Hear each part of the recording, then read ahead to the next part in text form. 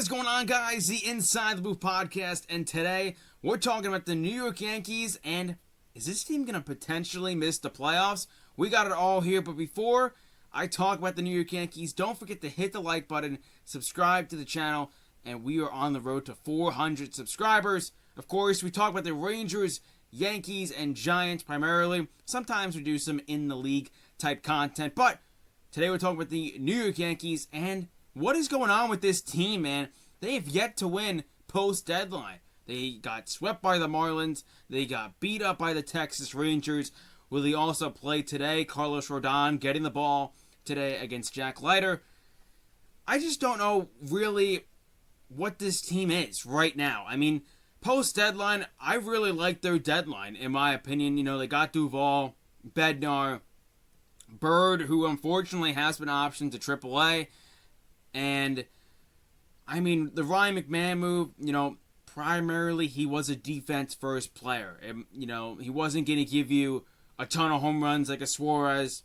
But what I want to see is better decisions. And with this team, they're not fundamentally right. They cannot do the right things on the base paths. Fielding is, you know, it's iffy. The offense is not my concern, right? The mental mistakes is where my concern is for this team, and the overall team morale. I think this team is, I don't have to say that they're broken. I would like to say that they're at rock bottom 100%, because a lot of teams have overtaken them, right? The Boston Red Sox are now ahead of them. Obviously, the Toronto Blue Jays have the first place spot, and they are projected to win the division.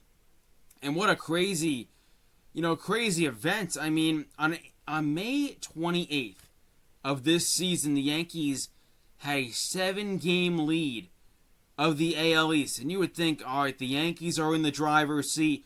We're ready. You know, we know that there's a lot of baseball left of this season, but we think we have a good shot to win the division. I think that was everybody, including myself. And I said that locking up the division is a primary goal, and then head into the playoffs. But the Yankees are, they are holding on to dear life of the playoffs right now. And if they lose today, with Carlos Rodon on the bump and the Texas Rangers do end up beating him, the Yankees are now outside looking in on this wild card race. And I can't believe I'm saying that, because, I had these guys winning the division, of course. I thought they had the best roster. I still think their roster is good. I think what Brian Cashman did was good, in my opinion. I think the deadline was good. It's just, there's so many variables of what this team is right now. The team morale, the bad base running, the bad managerial decisions. We'll get into Boone a little bit later in the podcast. And, of course, Devin Williams has not been good either. There's so much problems that I don't know if everything can be fixed. And let's get into our first thing, the upcoming schedule. Let's get that out of the way. So the Yankees, of course, have the Texas Rangers today. They lost the first 2 games. And, the recap, it's pretty self-explanatory. This team just can't seem to win baseball games at all, and they can't seem to close out games. I mean, they had a prime opportunity to win a game, and they let Jock Peterson, a guy who's batting 132, at the time he hit that home run, only his 3rd home run of the year, and he's got an OPS of 500. Usually, people are in the 650s, what I consider a low OPS, they're in the 600s, 680s, below 700. He's at 500, and Jock Peterson, primarily it's a slugger, right? He is going to hit a lot of home runs, but he's not having a good season with the Texas Rangers. But Yankees are walking him now. Apparently Jock Peterson's a threat to this lineup, to this pitching staff, and he's a big player in their lineup. No, the big players are the Corey Seagers of this Texas lineup, in my opinion, and of course a few other players, but. Like I said, they got Texas today. Then they take on Houston. Carlos Correa getting, his get back at the Yankees. He and the Houston Astros take on Aaron Judge and the Yankees for a 3-game set.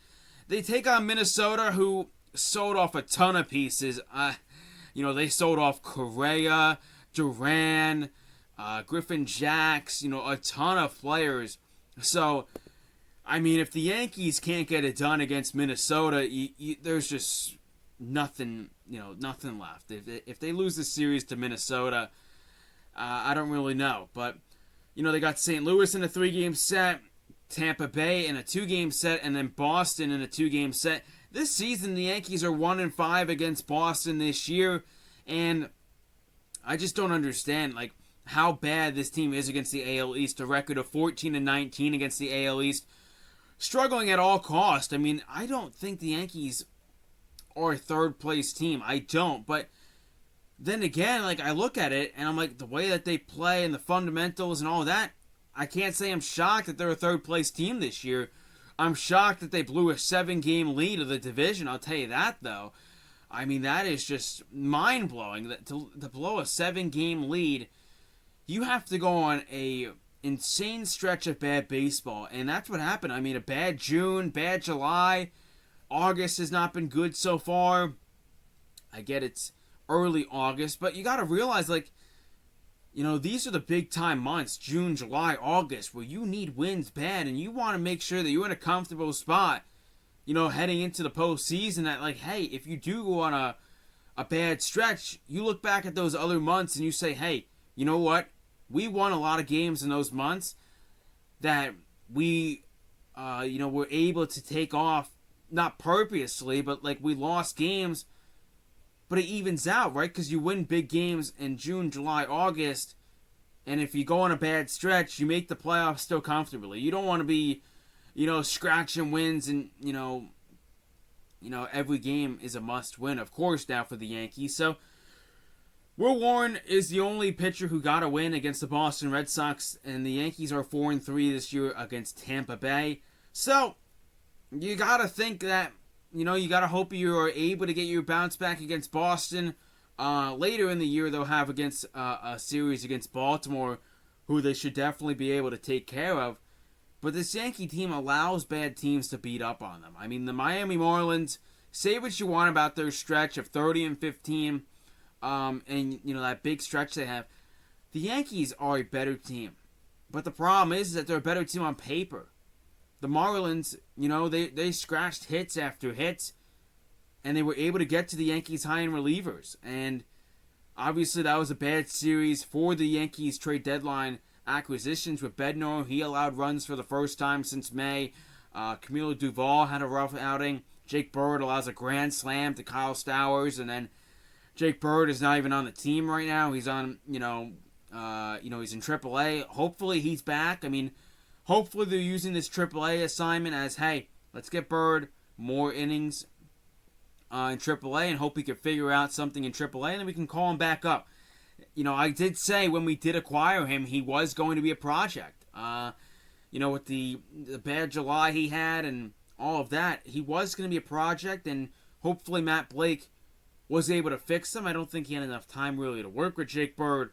So you send him down to AAA, call up De Los Santos, who probably should have never been sent down, to be honest. But, like I said, it's rock bottom for the New York Yankees. And I don't like bringing this up. I really don't. I brought it up to a few friends of mine who also do like the New York Yankees and also are a follower. But are the Yankees still broken from that Dodgers World Series loss? The game 5... fundamental issues in Game 5 and not covering the bag, the Aaron Judge miscue in center field, errors.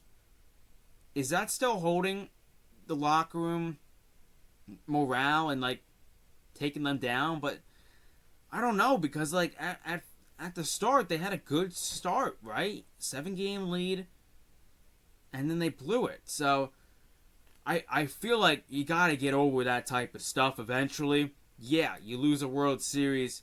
Obviously, it is gut-wrenching and disappointing that you lost to the Dodgers and how you lost to the Dodgers.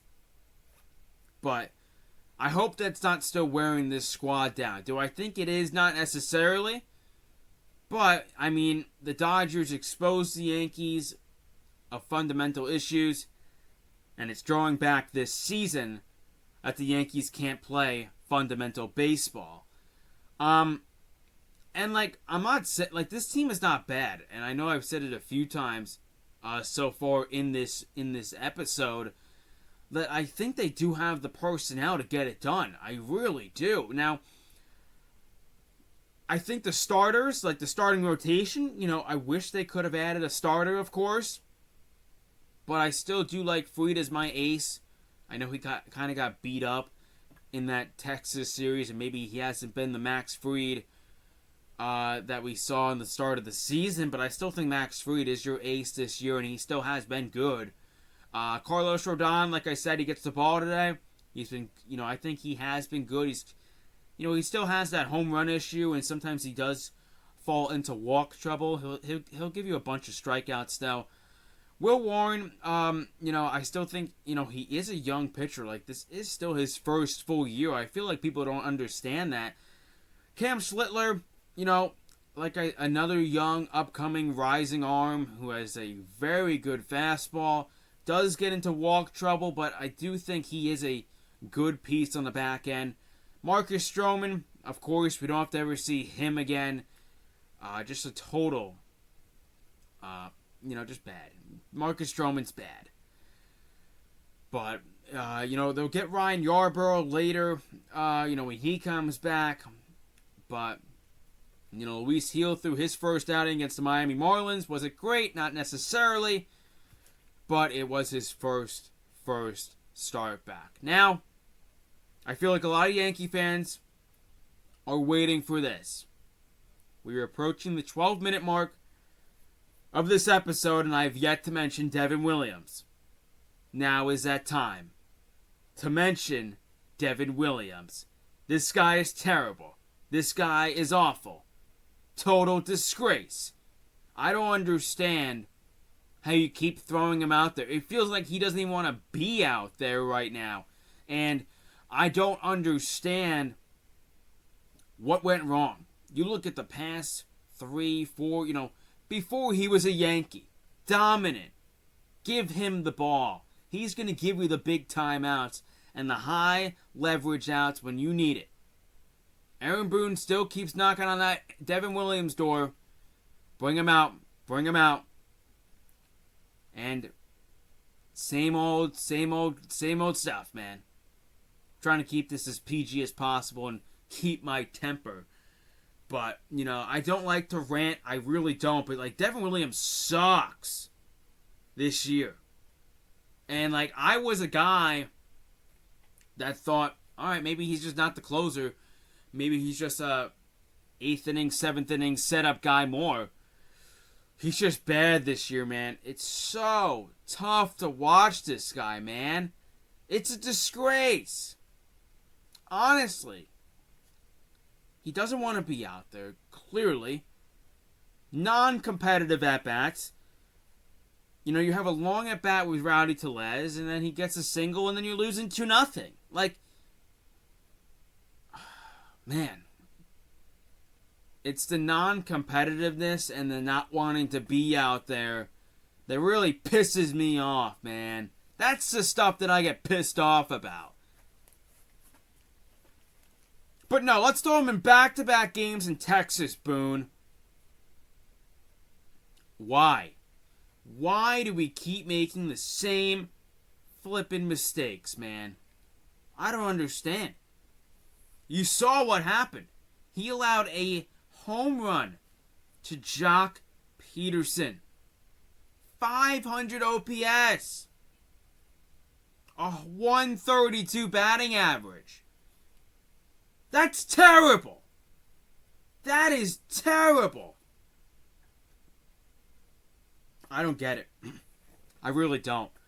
I mean, what are we thinking? It's as predictable as it gets now when you see Devin Williams in that graphic that he's warming up in the bullpen. You know damn well he ain't getting that big out.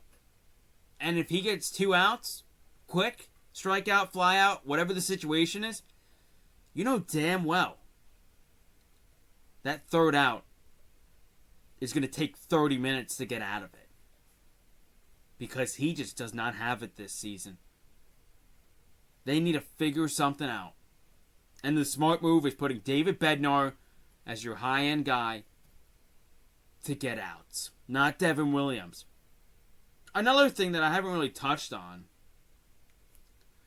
is Luke Weaver. I feel like granted, I don't watch every single game, right? But I do watch many of them, and I still bring you guys recaps and everything. Don't forget to follow us on YouTube, TikTok, and Instagram of, YouTube Shorts and all those quick clips and reels I have. But why is Luke Weaver pitching in the 6th? I feel like there's other guys you could put in the 6th inning. Mark Leiter Jr., Tim Hill, even though I wouldn't even hate Tim Hill in the 7th. Like, De Los Santos, even I would have liked in the 6th. Like, once Will Warren was done, I would have liked to go to De Los Santos, then Weave, Duvall, then Bednar, something like that. But, I don't know. I mean, Tim Hill, Bednar, Leiter, Weaver, Duvall are all more than capable of getting big time outs. But, that's just my opinion. I feel like Luke Weaver should be pitching in higher end situations, and that's like 7th, 8th inning and all. But let's get into the manager report. Aaron Boone. I've been seeing this guy's name thrown a lot about potentially being fired. I think the only way he does get fired is if the Yankees do end up missing the playoffs. With the non-fundamental stuff, the mental issues, not being able to get the most out of your players some days, I think that plays into effect. But yeah, I mean, Aaron Boone, they got to get out of this funk right now, and the more time you waste and the quicker series go, you can be like, well, the season's over, guys, and we're not playing in the playoffs. And we let all these fans down. Even just some of the interviews, I see, like, the guy is just out of it, I feel like. I mean, I don't know if he's, like, sick of hearing the same question. Why'd you put Devin Williams out there? Is Tim Hill even healthy? I saw that as a question. And Boone was like, yeah, Tim Hill's healthy. Why not put him in? Did Tim Hill do something that we don't know of in the locker room? Is he in timeout? I don't know. But I'm tired of repeating the same stuff about the bad base running, the errors, fundamental issues. I probably mentioned fundamental the most of this show. Brian Cashman did his job. He gave Aaron Boone what he needed. And that was higher-end relievers who throw gas. David Bednar, Duvall, they can throw gas. Yankees have guys that can ring up 98 and plus. But, like, getting back to Devin Williams a bit, I don't really need to get into Boone anymore because I think we all know, right? He's not going to get fired unless the Yankees miss the playoffs. That was really the big thing I had in my notes. Because the other stuff, it's the same stuff, right? Bad base running, all of that. Devin Williams should get, like, the Chapman treatment. When you're up by 5+, yeah, Devin, you could go in. Other than that, we don't want to see you in the game. But another player that has been talked is Austin Wells. Other than his framing and defense, this guy has not been the guy that I've liked. I still am an Austin Wells believer, but this season it's been hard to be on the believing train of Austin Wells because the bat is not there. And you'd like to have a offensive hitting catcher instead of just defense, right? And I think that's why, Ben Rice is getting a little bit more playing time because he does have the better bat than Austin Wells. I did some sort of research on Austin Wells. Batting 7th, he's batting .236, 790 OPS. That's where he thrives, apparently, is in the number 7 spot. May was his best month in terms of OPS. I believe it was a 714. Other than that, it's been lower than that. He's batting .247 and a 773 OPS against lefties. 191 batting average, 639 OPS against righties. Ben Rice batting .241, OPS of .809 against righties, 241, 809, and then a 188 batting average and a 675 OPS against lefties. So when we're versing a lefty like the Patrick Corbin, throw Austin Wells in there. But if we're versing a righty, I want Ben Rice behind the plate. And yeah, sure, Austin Wells might be a better defender than Ben Rice. And I do think that with Austin Wells, that you do have to be a good caller of a game. Some pitchers like to call their own game. I don't know, really, with that. But, to really sum it all up, the Yankees have an 84% chance to make the playoffs still, according to Fangraphs. That seems a little bit high, but I think Fangraphs is also looking at it like this team, on paper, is good. In Fangraphs' opinion and my opinion, they do have a good good enough rotation for game 1, game 2, game 3 with Heel, Fried, and Rodon. But like I said, they got to be better fundamentally. They got to start winning games, and it starts tonight. Anyways, guys, that is going to do it for this podcast. Leave a like, leave a follow, and let's get out of this funk.